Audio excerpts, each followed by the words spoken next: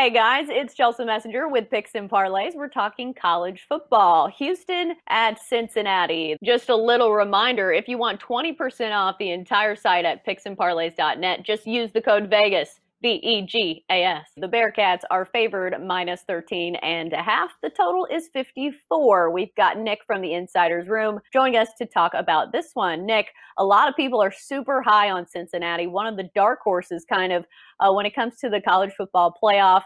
They've been really impressive. They beat Memphis, they beat SMU, and even held a really good SMU offense to a lot fewer points than a lot of people were expecting. So what's your take on this Houston and Cincinnati matchup? Yeah, I mean, Cincinnati, if they can get by Houston here, it has a favorable schedule to remaining. So, yeah, that playoff berth and that hope is definitely there for Cincinnati. And I do like Cincinnati here.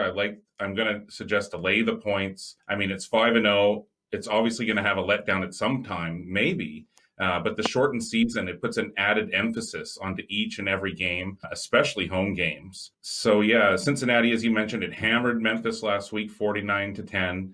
Next week, it has East Carolina at home on Friday night. And then it has 3 straight road games. But there's no reason to look past Houston. The Cougars, they're just 2-2, and now they have to go up against the AAC's top defense.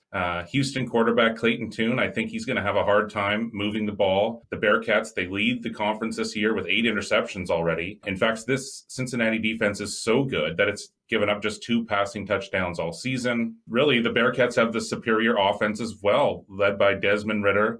He had 271 yards and 3 touchdowns last weekend, and he's equally adept at running. 2 weeks ago, you were mentioning against the SMU game there. He had 179 rushing yards in that one. And so really, I mean, that's bad news for this Houston defense. It got hammered by UCF last weekend, 44-21.